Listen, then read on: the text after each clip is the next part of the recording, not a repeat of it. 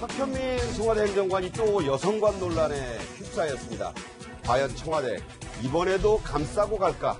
이 얘기고요. 또 하나 다음 주로 예정돼 있는 송영무 국방장관 후보자, 김상곤 교육부총리 후보자 청문회에 먹구름이 들이고 있다.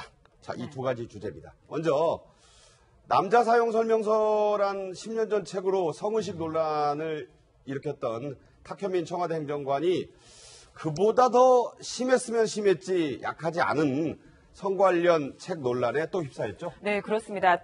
또다시 10년 전에 공동 저자로 썼던 책 때문인데요. 자, 지금 제가 읽기도 좀 민망한 제가 글입니다. 읽겠습니다. 네. 임신한 선생님들도 뭐 섹시하게 본다, 섹시하다. 고1 때 여중생과 성관계를 가졌다. 자기 체험담을 말했다는 겁니다. 룸살롱 아가씨는 너무 머리가 나쁘면 안 된다. 참 믿기 어려운 얘기들이에요. 이런 얘기들을 2007년에 공동저자로 썼다 이런 얘기인데 김은석 부소장 네. 어떻게 보십니까? 그 30대 중반에 굉장히 거침없는 네. 그때 썼던 것 같은데 문제는 어렸을 때부터 계속 그런 것들이 유지가 됐다는 거고 그런 것들이 변함없이 지금까지 이어졌는데 그런 것들이 물론 우리가 팟캐스트 이런 데 보면은 성담론이나 정치적인 반등 급진적인 주장을 하다가도 무슨 계기가 있어가지고 좀 마일드해져가지고 공중파에 등장하는 사람도 많이 있어요. 예. 그런데 청와대에 간 분이 중간에 무슨 납득할 만한 뭔가 계기가 있지 않고 이렇게 한다라는 것들에 대해서 문제가 많이 있다 이렇게 생각이 되고 유일한 그 장관 낙마자였던 안경률 후보자 같은 경우, 안경환. 네. 그런데 이분 같은 경우에도 사실 성적인 담론 이 부분 때문에 낙마한 거 아니겠습니까? 그렇죠. 시작은 그거였죠. 예. 네. 그리고 여성 단체나 여성 의원들 이쪽에서 일어나기 시작하면은 사실 견디기가 쉽지 않아요. 우리나라에서 뭐 모든 것들을 견딜 수 있지만 성적인 문제에 대해서는 견디기가 참 힘든 것들이 사실이고 이런 와중에 여당 의원까지도 청와대에 문제가 있다 이렇게 의견을 전달했다라고 하면 청와대는 뭔가 조치를 안 할 수가 없는 상황인 거죠. 그래서 본인이 결단하거나 청와대에서 조치하지 않으면은 이 부분은 계속 확대될 수밖에 없고 다른 문제와 연관돼 가지고 확전될 수밖에 없다 이렇게 생각이 됩니다. 그렇군요. 네, 지금 남자 사용 설명서라고 처음에 문제가 됐던 책이 2007년에 나왔고요. 같은 연도에 나온 또 다른 책으로 논란이 일고 있는 건데요. 자, 당시에 첫 번째 논란 때는 침묵을 하고 있던 여당 여성 의원들이 이번에는 입을 열었습니다. 바로 검사 출신이죠. 백혜련 의원의 목소리로 들어보겠습니다. 네. 탁현민 행정관의 발언 내용이 도를 지나친 것은 맞는 것 같습니다. 내용이 보니까 상당히 정말 심각한 수준으로 볼 수밖에 없는 것 같습니다. 그래서 그 부분에 대해서는 탁현민 행정관의 어떤 결단이 좀 필요하지 않나 이렇게 봅니다. 네, 여당 의원들도 여성 의원들도 내용이 상당히 심각한 수준이다. 드디어 말을 했어요. 사실 저도 이 처음에 그 남자 사용 설명서인가 거기에 언급되는 내용을 보니까 불편하더라고요. 근데 이제는 자기 경험까지 들어간 이걸 보니까 이제 불쾌해지거든요. 그러니까 아마 여성 의원들이 이런 얘기를 전달하는 거 그리고 또 심지어 전달했다 하더라도 여당 의원들은 초기에는 밖으로 얘기는 잘 안 하거든요. 청와대에 전달한 얘기를.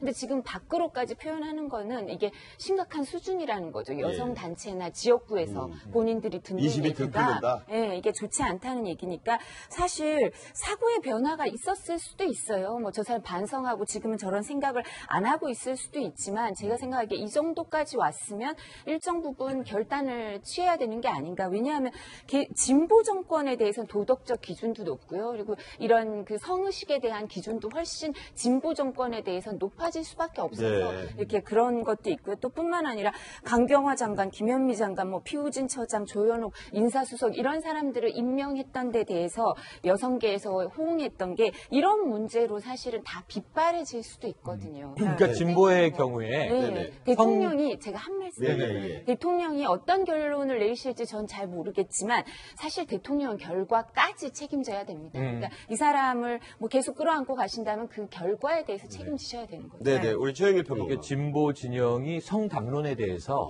도덕적으로는 엄격한데 그 담론의 다양성은 스펙트럼이 더 넓어요. 개방적인 성 담론을 해요. 그런데 제가 좀 이 문제다 생각하는 건 탁현민 교수, 지금은 선임 행정관의 저 성 담론이 진보적이지가 않아요. 아, 진보적이지도 않다. 마초적이잖아요. 내용을 보세요. 마초적이죠. 여성을 완전히 성적으로 대상화해서 저 뒤 밑에 룸살롱에서 일하는 여성들은 뭐 머리도 좋아야 한다. 이거는 이 탁 교수가 얘기가 아닌 걸로 알고 있습니다. 4명의 대담인데. 공동저술이에요. 예, 탁 교수는 오히려 여자는 무조건 예뻐야 된다라는 주장을 일관적으로 해요. 네, 네. 하지만 룸살롱에서 접대를 하는 여성들은 남자 손님들과 대화를 해야 되니까 네. 대화할 정도의 머리는 있어야 되는 거 아닌가 하는 이야기를 또 다른 이제 논객이 하는 거예요. 예. 지금 이 책의 말미에 지금 탁현민 행정관이 어떤 이야기를 하고 있냐면 이 책은 말을 엮은 것이다. 4명이 대담을 한 거예요. 대담집. 팟캐스트처럼. 네. 글로 읽으면 여러 가지 좀 오해를 초래할 위험성이 있다. 글이라고 생각하지 말고 말이라고 생각하고 읽어주세요. 이런 얘기를 하는데 하나마나 한 얘기죠. 그럴 거면 왜 책으로 냅니까? 말로 하고 그냥 끝내지. 네. 굳이 이걸 책으로 냈다는 건 뭐 돈을 벌려고 냈는지 네. 자신의 성 담론을 자랑하려고 냈는지 개방적인 성의식을 확산시키려고 냈는지 모르지만 책으로 내기에 부적절한 얘기를 책으로 내서 딱 10년 후에 자기 발목을 잡은 거예요. 네. 그래서 자신의 성의식에 대해서는 지금 일전에 남자 사용 설명서 사죄하고 사과했습니다. 그랬잖아요. 여기에 대해서도 입장을 밝혀야 되는데 저는 문 대통령의 입장, 청와대 입장은 뭘까를 고민하는데 탁현민 교수가 문화기획자로는 탁월한 사람이고 네. 오랫동안 어려움에 처해 있는 문재인 후보를 지원해 왔어요. 예. 근데 이제 밖에서도 도와줄 수 있어요.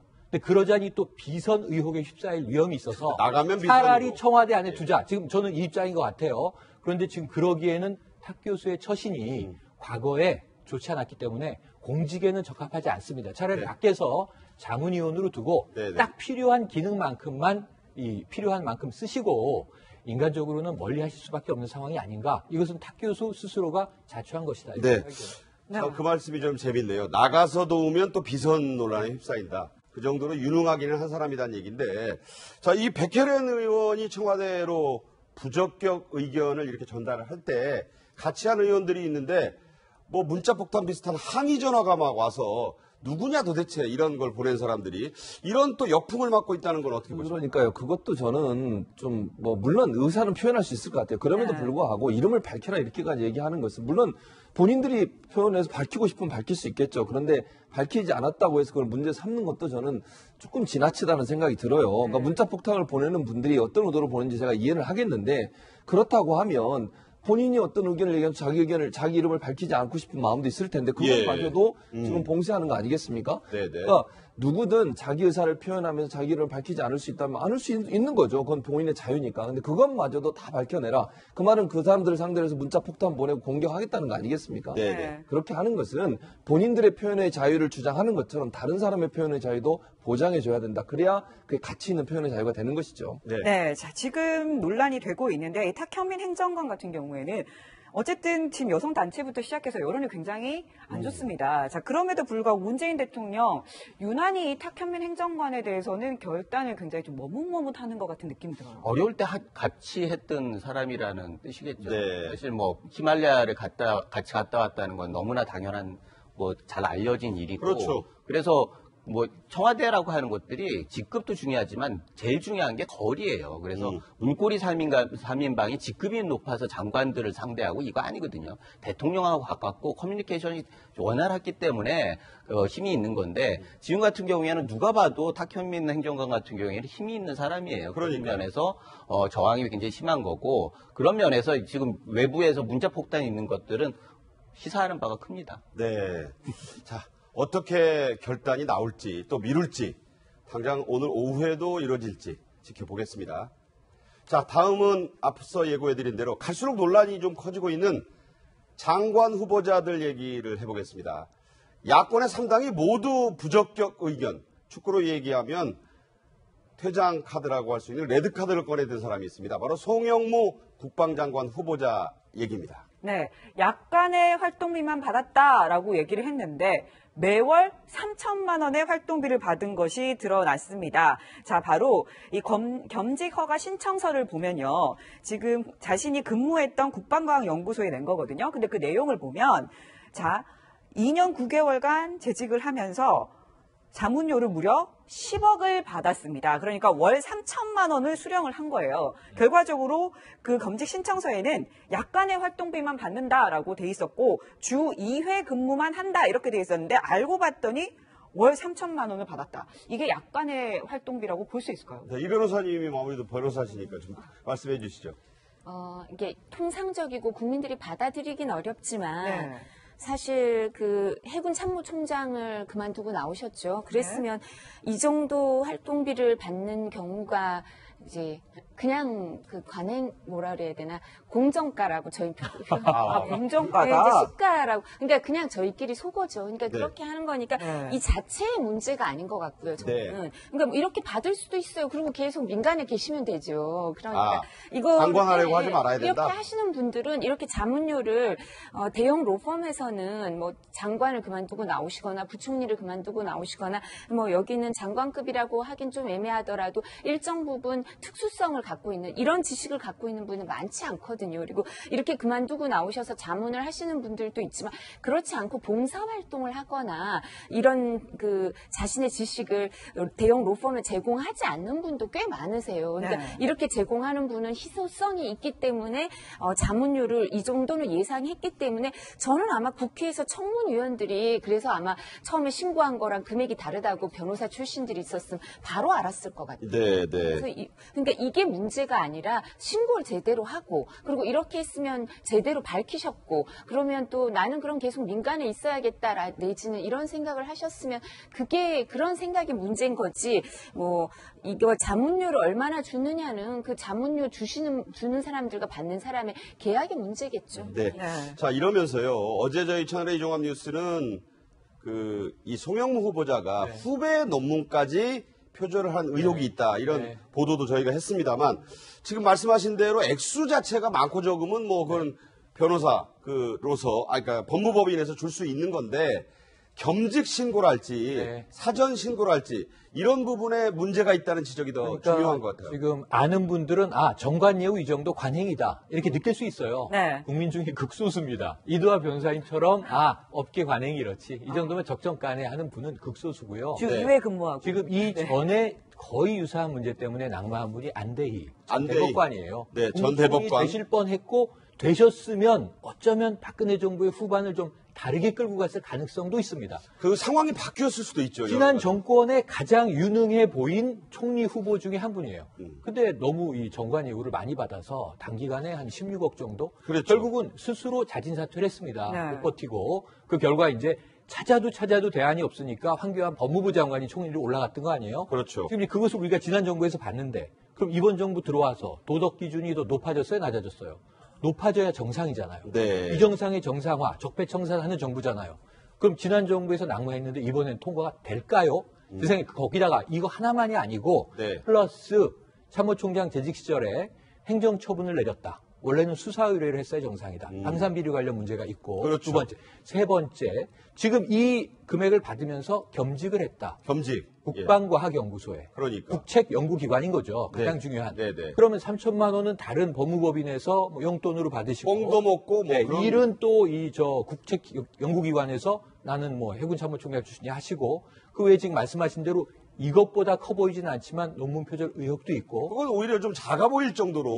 그러면은 지금 이 정도로 통과가 가능하다면 이 모든 걸 덮을 수 있는 강한 뭔가. 예를 들면 강경화 후보자 같은 경우에 그래도 다수 국민이 한번 일 시켜보고 싶다. 흠결은 있는데 의원님도 먼저 얘기했고 대부분 뭐 세금 누락이라든가 이거 남편이 다 관리했나 보다. 강경화 후보는 그 유엔 특보 10년 한 거 한번 우리가 보고 싶다.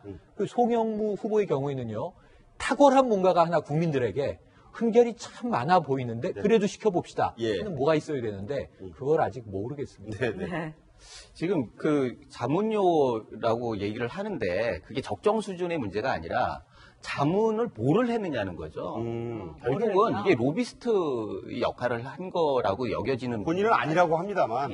그러면 자문 내용을 얘기를 해야 하는데 뭐 그것들이 뭐 그 여러 가지 이유가 있어가지고 얘기를 못할 수는 있어요. 그런데 현직에 있을 때 수사를 덮었고 무마했고 퇴직을 했을 때 방산업체에 자문을 하고 그 자문한 업체를 로펌이 수임하는데 그 로펌에서 거액의 또 자문료를 받았단 말이에요. 네네. 이런 커넥션들이 과연 방산비리를 척결해야 할 임무가 있는 장관한테 맞는 이력이냐, 그런 삶을 살아왔던 게 맞느냐, 유능한 거를 조각하기에 충분할 만큼 도덕적으로 흠결이 있고 그 도덕적 하자 때문에 유능을 발휘할 수 없는 그 레퍼런스를 보이고 있다는 거죠. 그런 면에서 여러 가지 한계가 있다 이렇게 보여집니다. 청문회는 열겠지만 아까 말씀드린 대로 정의당까지도 부적격 의견을 내고 있어서 송 후보자 뭐 쉽지는 않아 보이는데 이 변호사님 생각은? 네. 근데 저는 제가 아까 이렇게 표현을 잘못했지만 사실 이게 관행적으로 이 정도 장려를 주는 거는요.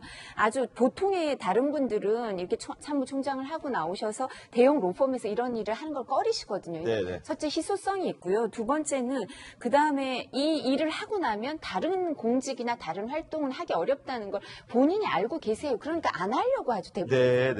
그렇기 때문에 이렇게 관행적으로 주는 건데 그렇다면 본인이 알아서 이 부분은 내가 공직을 수행하기 적절하지 않다라고 판단을 하셨어야 되는 게 아닌가 싶어요. 더욱이 직접 연관이 있는 이 나라의 국방장관 후보자를 수락했다는 것은 매우 부적절한 처신이 될 거다. 이런 지적으로 이해하고요.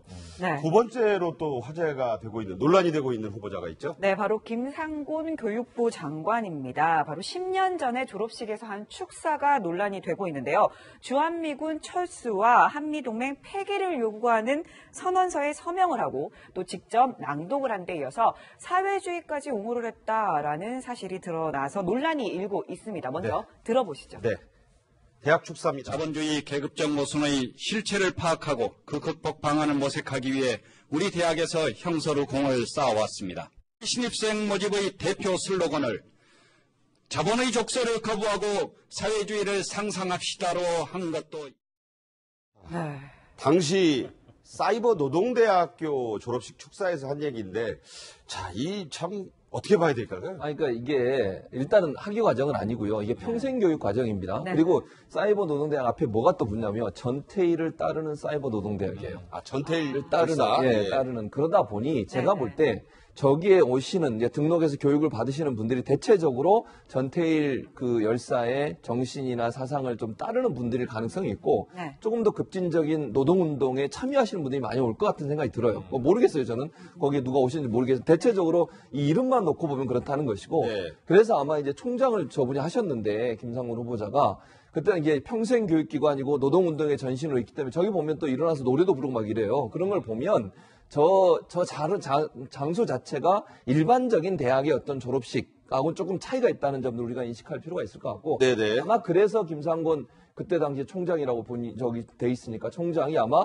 저런 발언을 하신 것 같은데 개인적으로 저런 생각을 하는 거를 뭐라고 할 수는 없겠지만 네. 저런 자리에서 저런 발언을 하신 것은 좀 적절하지 않다고 보고요. 네. 문제는 저런 발언이 결국 교육부 장관으로서 자질에 맞냐라고 하는 논란이 될 수밖에 없고 특히 뭐 주한미군 철수라든지 사회주의 용어 발언 같은 경우는 물론 개인적으로 그런 생각할 수 있다고 저는 봐요. 뭐 그럴 수는 있지만 교육부 장관의 직책을 맡는 분이 그런 생각을 갖고 있는 것에 대해서 국민은 충분히 우려가 할 수 있다고 생각하고 타당한 발언은 아니라고 봅니다. 네. 저 자리에서 저런 발언은 참 적절했다 이렇게 생각합니다. 저런 이야기를 하기 위해서 만들어진 아주 특수한 대학 과정인 거예요. 네. 그래서 저는 유심히 본 게 뭐냐면 체제 전복 나오나 안 나왔습니다. 폭력 혁명 선동하나 안 나왔습니다. 네. 사회주의 사상도 사상의 자유라 우리 민주주의 국가라 얘기할 수 있어요. 심지어 빌 게이츠가 세계 1위 부자죠. 네. 미래는 사회주의다. 자본주의는 기후를 보호할 수 없다. 이런 또 강조를 하기도 했어요. 네, 학술강의원에서 한 얘기죠. 그런데 제가 느끼는 건 뭐냐면 참으로 재미가 없다. 80년대 많이 듣던 이야기인데 네. 한 발도 못 나갔구나. 네. 그렇게 재미없으면 요즘에 저 사이버 대학이 될까? 이런 걱정이 먼저 들어요. 예. 사회주의 얘기하실 수 있는데 그럼 저는 교육부 장관 후보 아닙니까? 네. 사회부총리. 네, 그러니까. 지금 저런 마인드, 저런 경직된 사고 80년대에서 좀 진일보하지 못한 사회주의를 주창하더라도 대한민국에 도움이 되는 방식으로의 유연성이 아니라 저렇게 좀 투쟁적인 방식의 주장을 하시는 분이라면 청문회에서 이 어떤 이 사상, 이념의 편향성 문제를 어떻게 극복할까 좀 걱정이 됩니다. 자, 김우석 부소장도 한 말씀.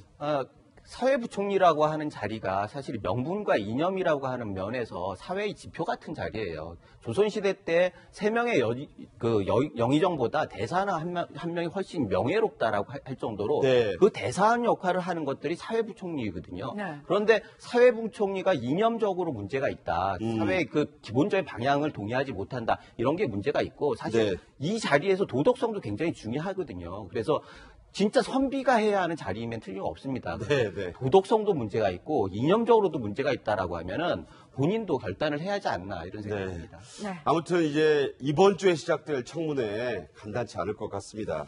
자, 세 번째 주제죠. 네, 다음 주제로 넘어갑니다.